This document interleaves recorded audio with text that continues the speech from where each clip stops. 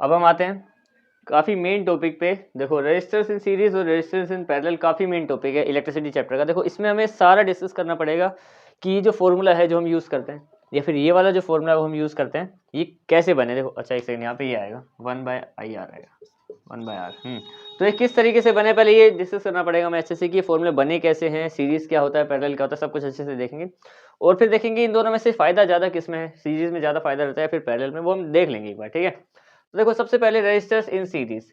Series का मतलब है रेजिस्टर, देखो देखो ये सिंबल किसका है, ये हमारा स्विच है, ये सेल है, ये एमीटर है, ये होते हैं रेजिस्टेंस, इसको हम R1, R2 और R3 बोल सकते हैं, ठीक है। चाहे स्मॉल लिखा है चाहे कैपिटल लिखे हुआ है तो चलो कैपिटल ही लिख दो सबको, कैपिटल R1, कैपिटल R2 और कैपिटल R3, ठीक है।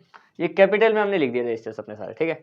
हमें क्या प्रूव करना है, ये फॉर्मूला बना किस तरीके से। देखो जब हम सीरीज की बात करते हैं ना, सीरीज में क्या होता है, जो करंट है ना वो सेम रहता है, करंट जो है वो सेम है, और डिफरेंट कौन होता है, डिफरेंट होता है हमारा पोटेंशियल डिफरेंस, पोटेंशियल डिफरेंस। यानी कि इसका मतलब पता है क्या है कि थ्रू आउट द सीरीज, जब हम सीरीज में लगा रहे हैं ना, तो सीरीज में लगाने की वजह से पूरी सीरीज में जो करंट है ना वो तो बिल्कुल सेम हो जाता है, हर पॉइंट पे करंट यहाँ पे भी सेम है, यहाँ पे भी हर जगह सेम है। लेकिन जब सीरीज में लगाते हैं तो फिर जो पोटेंशियल डिफरेंस है ना वो चेंज हो जाता है, पोटेंशियल डिफरेंस यहाँ पे बदल जाएगा, यहाँ पे कम है, वहाँ पे ज्यादा, इस तरीके से बदलेगा, ठीक है। तो इसके लिए हमें क्या करना है, पोटेंशियल डिफरेंस, हमने ओम्स लॉ पढ़ा है, ओम्स लॉ का फॉर्मूला क्या होता है, ओम्स लॉ का फॉर्मूला है हमारा V = IR, ये हमने डिस्कस कर रखा है पहले से। पर इसमें कितने पोटेंशियल डिफरेंस है, रजिस्टर 3 है तो 3 ही करंट है, 3 ही पोटेंशियल डिफरेंस है। देख पहले वाले को मैं बोल रहा हूँ जो पोटेंशियल डिफरेंस है हमारा, देखो एक होगा हमारा V1 = I1 + R1, ठीक है। एक है हमारे पास V2 = I2 + R2, और एक है हमारे पास V3 विच इज I3 और R3। तीनों का अपना अपना पोटेंशियल, ये हमारा नॉर्मल V = IR, ये ओम्स लॉ है हमारा, इसी को ओबे कर रहे हैं, ठीक है। 3 हमने लिख दिया यहाँ पे रेजिस्टेंस, ठीक है, 1 2 3। अब हमें क्या बताना है इसमें, देखो हमें क्या बताना है, रेजिस्टेंस के बारे में बताना है कि जो R है उसकी वैल्यू ये कैसे बनी, ठीक है। तो यहाँ पे हम क्या करेंगे, देखो हमें क्या बोला है, करंट सेम है तीनों में, तो यहाँ से क्या करो मैं, देखो यहाँ पे टोटल वोल्टेज निकालेंगे हम इसका, क्योंकि देखो करंट तो पूरे सर्किट में सेम है, ठीक है। हमें क्या निकालनी है, बस इसमें टोटल वोल्टेज निकाल दो, आंसर तुम्हारे पास आ जाएगा। टोटल वोल्टेज कैसे निकालोगे, V मतलब समझो मैं टोटल वोल्टेज लिख रहा हूँ, ठीक है। तो V क्या है, कितने वोल्टेज है इसमें, V1 + V2 + V3, इनको सोल्व कर दिया जाए तो टोटल वोल्टेज निकल जाएगा, तीनों वोल्टेज को प्लस कर दोगे तो टोटल वोल्टेज हो जाएगा, ठीक है। तो अब देखो V क्या है, V किसके इक्वल होता है, IR के। V1 किसके इक्वल है, I1 R1 के। V2 किसके इक्वल है, I2 R2 के। और V3 किसके इक्वल है, I3 R3 के, ठीक है। अब इनमें से इसको मैं IR ऐसे ही लिख रहा हूँ, ठीक है। यहाँ पे देखो इन सब में से, यहाँ पे मैं क्या कर रहा हूँ, मैं I को ले रहा हूँ कॉमन, यहाँ पे आ गया मेरे पास I कॉमन, ठीक है। और अंदर क्या रह गया, R1 + R2 + R3। रीजन है, तुम बोलोगे यहाँ पे I1 है, यहाँ I2 है, यहाँ I3 है, तुमने एक साथ कॉमन लेके सिर्फ I लिखा है। क्यों लिखा है मैंने I, क्योंकि देखो पूरे जितने भी सर्किट है उसमें करंट सेम है, यानी कि ये चाहे नंबर अलग अलग है पर वो सेम है। जैसे कि 10 एम्पीयर इधर है तो 10 उधर है तो 10 इधर है, तो तीनों से मैं I कॉमन ले सकता हूँ, ठीक है। तो 10 ही है वो कुल मिला के। इस I से I कैंसिल हो गया, क्या बचेगा हमारे पास, बच गया फॉर्मूला, हमारे पास रहेगा R = R1 + R2 + R3, ये हो गया रेजिस्टेंस का फॉर्मूला मेन। और इसमें तो 3 ही थे, जितने भी हों अप टू R5 R7 चाहे 10 हैं तब भी हम यही वाला फॉर्मूला अप्लाई करते हैं। देखो जब सर्किट में करंट सेम है पूरा तो पोटेंशियल डिफरेंस निकालना पड़ता है, तो पोटेंशियल डिफरेंस क्या होता है, वोल्ट, तो टोटल वोल्टेज निकाल दिया, ये बन गया, ठीक है। अब देखते हैं इसकी बात करते हैं कि जो पैरेलल वाला फॉर्मूला है हमारे पास ये कैसे आया। देखो ये बिल्कुल इसका उल्टा है, ठीक है। इसमें क्या था, इसमें करंट सेम था ना, इसमें क्या रहेगा, सेम जो है वो करंट नहीं है, वो है पोटेंशियल डिफरेंस, पोटेंशियल डिफरेंस वो बिल्कुल सेम है इसमें पूरे थ्रू आउट द सर्किट, ठीक है। और जो अलग क्या है वो है करंट, तो डिफरेंट क्या है इसमें, डिफरेंट है हमारा करंट। ध्यान से समझना, बिल्कुल एक दूसरे का उल्टा ही है ये। उसमें क्या था, करंट सेम था पूरे में, इसमें क्या है, पोटेंशियल डिफरेंस सेम है। अब देखो ध्यान से, जिस तरीके से इसको हमें क्या सेम इसी तरीके से ओम्स लॉ लगाते हैं, ठीक है। हमें इसमें क्या निकालना है, इसमें निकालना होगा हमें करंट। देखो ध्यान से समझो, करंट, उसमें हमें वोल्ट निकालना था क्योंकि वोल्ट अलग था, मतलब पोटेंशियल डिफरेंस अलग था, तो हमने V निकाला।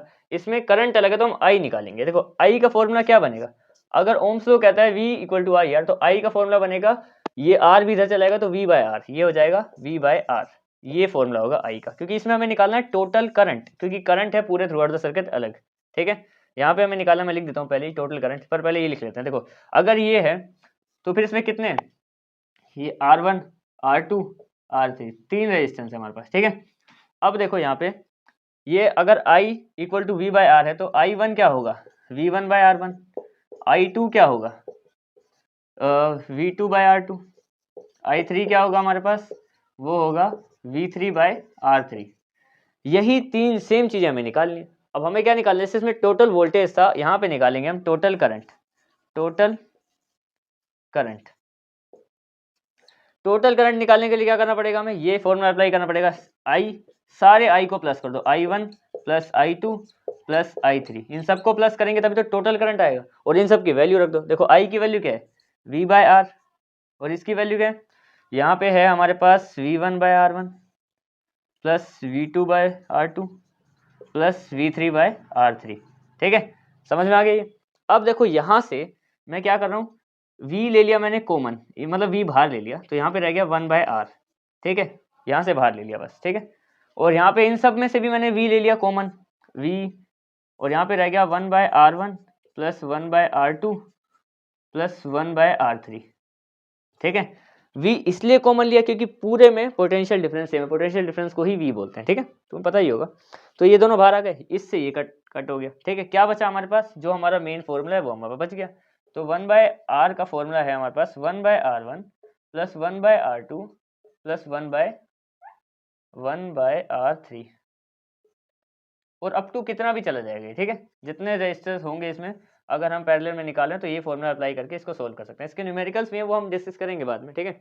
तो ये हमने ये भी प्रूव किया कि ये कैसे बना, ये बिल्कुल इसका उल्टा है, इसको भी प्रूव कर दिया। इसमें हमें क्या निकालना था, इसमें देखो करंट अलग था तो हमने क्या किया, टोटल करंट निकाला। इसमें क्या था, वोल्टेज अलग था तो हमने टोटल वोल्टेज निकाला। दोनों फॉर्मूले, ये भी क्रिएट हो गया, ये भी क्रिएट हो गया। अब देखो जब दोनों ही सेम है तो फिर भी ज़्यादा फायदेमंद कौन सा, मतलब एक देख लेते हैं कि दोनों में से ज़्यादा फायदेमंद किसमें, कि रजिस्टर्स इसमें लगा हो या इनमें लगा हो, जिससे हमें हमारे डिवाइसेस ज़्यादा समय तक चलते रहें। अब मान लो जैसे एडवांटेज देख लेते हैं किसी के भी। देखो जैसे मान लो ये 3 रजिस्टर लगे हुए हैं, 1 2 3, अगर वो सीरीज में है और मान लो ये रजिस्टर यहाँ खराब हो गया, ये वाला रजिस्टर यहाँ पे खराब हो गया, तो करंट तो आगे जाएगा ही। एक रजिस्टर खराब होते ही करंट वहीं रुक जाएगा और हमारा डिवाइस जो है वो खत्म। बात आ रही समझ में, क्योंकि वायर तो वही है। लेकिन अगर मान लो इसमें से एक रजिस्टर ये खराब हो गया तो इसके पास खुद चुनने का रास्ता है करंट के पास, तीनों में से कहीं पे भी जाने का। यानी कि जो सीरीज में होता है उसमें क्या है कि अगर एक भी रजिस्टर खराब तो हमारा पूरा का पूरा सर्किट लॉस, जो हमारा डिवाइस है खराब हो गया, ठीक है। ये फायदा है कि इसमें ये अपने आप चुन सकता है क्योंकि यहाँ पे एक ही वायर है, यहाँ पे 2 वायर अलग से, ठीक है। उसके अलावा जो अलग अलग टाइप के डिवाइसेस होते हैं उनको क्या होता है, सेम टाइप का करंट नहीं चाहिए, किसी को ज़्यादा लेवल पे, किसी को कम लेवल पे। फॉर एग्जाम्पल तुमने प्रेस देखी होगी, आयरन, ठीक है, प्रेस करने वाली, उसमें ज़्यादा बिजली लगती है। नॉर्मल कोई छोटे मोटे चार्जर होता है उसमें कम बिजली लगती है। इसलिए यहाँ पे जो ये है ना सीरीज का, सीरीज वाले, इसमें कुछ एडवांटेजेस डिसएडवांटेज हैं, क्योंकि इसमें क्या है, इसमें सेम रहेगा, और इसमें क्या है, ये एक खराब होते ही सर्किट को रोक देगा, डिवाइस खराब। इसमें क्या है, एक खराब भी हो गया तो भी 2 रास्ते हैं। उसके अलावा क्या है कि हर सबको अलग अलग चाहिए होता है, ये भी एक पॉइंट है कि पैरेलल बेहतर क्यों है। देखो पैरेलल बेहतर क्यों है, उसके लिए मैं 3 पॉइंट अगर बताऊं तुम्हें तो 1 2 3 करके लिख लो, ठीक है। अगर मतलब आ गया कभी भी advantages of parallel, advantage of resistance in parallel, तो पहला क्या है कि इन सीरीज, या फिर यही जगह ही नहीं है, तो एक काम करता हूँ मिटा देता हूँ थोड़ा, फिर लिख देते हैं कहीं पे एडवांटेजेस ऑफ पैरेलल, यहाँ लिख देता हूँ ऊपर, ये मिटा देता हूँ, ठीक है। 3 पॉइंट है वो लिख लो, काम ही आएंगे। बोर्ड में तो जितना ज़्यादा आता होता है उतना बेहतर होता है।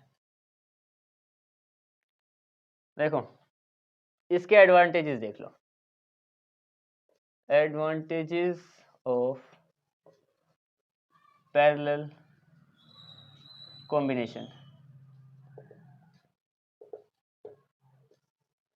पहला क्या है कि देखो in series if one resistor is break, then whole circuit is, one break यहाँ नहीं आएगा, यहाँ पे डैमेज कर दो, एक रेजिस्टर अगर डैमेज हो गया तो होल सर्किट इज ब्रेक, और जो हमारा डिवाइस है वो ख़राब मान लिया जाएगा। उनको लगेगा कि डिवाइस ही ख़राब हो गया, जबकि पता नहीं कि एक ही रजिस्टर ब्रेक हुआ था कि अभी आगे के दोनों ठीक है, पर करंट तो उन तक पहुंच ही नहीं रहा। तो ये सर्किट का घाटा है। तो यानी कि मतलब सीरीज का घाटा है, तो पैरेलल में ये फ़ायदा है, ठीक है, क्योंकि और भी रास्ते हैं जाने के लिए। दूसरा कि different devices needs different amounts of current, कि अलग अलग में अलग अलग टाइप से चाहिए होता है, इसलिए भी वो तो सेम ही करेगा हर बार आगे ट्रांसफर, तीनों से रजिस्टर से होके एक रोकेगा। देखो ध्यान से समझो कि मैं क्या कह रहा हूँ, दूसरे का मतलब क्या है। देखो जैसे मान लो यहाँ पे है, ये एक रजिस्टर है हमारा, इसमें दो लगे हुए हैं, ये ठीक है, ये है 2 ओम का, ये है 6 ओम का, एग्जाम्पल के लिए, ठीक है। इस तार को मैं आगे भेजूँ, यहाँ से करंट आगे जाना चाहिए। अब करंट आगे जा रहा है, मान लो यहाँ से 2 ओम का करंट जा रहा है, तो रेजिस्टेंस का मतलब क्या है कि करंट को थोड़ा कम करना, इतना तुम्हें पता होगा, रेजिस्टेंस जो होता है करंट को कम करता है, ठीक है। तो मान लो यहाँ से एक बढ़िया काफ़ी मतलब ज़्यादा इतना करंट आ रहा है, इतने लेवल पे करंट, एग्जाम्पल के लिए यहाँ से इससे टकराए तो थोड़ा कम हो गया इतना, और इससे टकराए तो और कम हो गया इतना। अब अगर ये जो रजिस्टर हमारा लगा हुआ है ये वाला, ये तो हर बार सेम ही करंट लेवल पास कर रहा है। अगर मान लो उससे कुछ और कनेक्ट हो गया तो चलेगा ही नहीं। जैसे मान लो यहाँ पे कोई आयरन लग गई और यहाँ पे ज़्यादा करंट चाहिए था, वहाँ तो हर बार कम ही जाएगा। लेकिन इसमें देखो, इसमें क्या फ़ायदा है, मान लो इसमें यहाँ पे जो ये वाला है, ये 2 है, ये 4 है और ये 6 है, एग्जाम्पल के लिए इतने एम्पियर के इसमें करंट पास हो रहे हैं, ठीक है। अब मान लो कि हमें कभी ऐसा चाहिए जहाँ पे हमें थोड़ी सी इलेक्ट्रिसिटी चाहिए बिल्कुल, और कोई डिवाइस यहाँ पे लगा हुआ है आगे, तो यहाँ से करंट जा रहा है मान लो इतने बड़े अमाउंट का, और थोड़ी इलेक्ट्रिसिटी चाहिए तो वो तीसरे से पास होके जाएगा, तो ये बड़ा रेजिस्टेंस इसमें 6 ओम है, तो वो उसको कम कर देगा, बहुत कम कर देगा ताकि इतना सा रहे।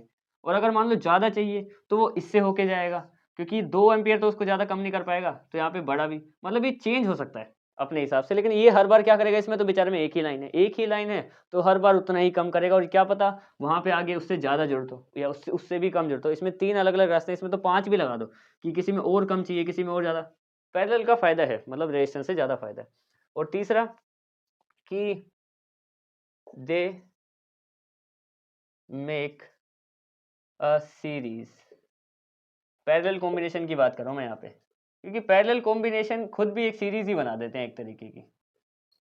ये 3 फ़ायदे हैं। जब ये अपनी खुद की सीरीज़ भी बना सकते हैं, तो फिर सीरीज़ का तो फ़ायदा ही नहीं रहा ना कुछ भी। क्योंकि देखो इनकी खुद की सीरीज़ बन गई, मान लो मैंने 10 लगा दी, बढ़िया सेट हो गया, हर जगह करंट जा रहा है, जितना चाहिए उस हिसाब से जा रहा है। इनकी खुद की एक सीरीज़ बन गई, बात खत्म। क्योंकि इसके आगे भी जुड़ा हो सकता है एम्पियर, कहीं पे भी रेजिस्टर लगा हो सकता है, ठीक है? तो ये 3 फ़ायदे हैं जो पैरेलल कॉम्बिनेशन हमें देते हैं, ठीक है? तो इसी के साथ तुम्हारा पूरा का पूरा रेजिस्टेंस इन सीरीज और रेजिस्टेंस इन पैरेलल का बिल्कुल एकदम डिटेल में बता दिया मैंने कि ये फॉर्मूले बने कैसे, और पैरेलल थोड़ा सा कैसे अच्छा है, मतलब सीरीज इतना भी बेकार नहीं है, पर पैरेलल कैसे ज़्यादा फायदेमंद है सीरीज से, वो भी देख लिया, ठीक है। अब मिलते हैं किसी नए टॉपिक में, तब तक के लिए दैट्स इट।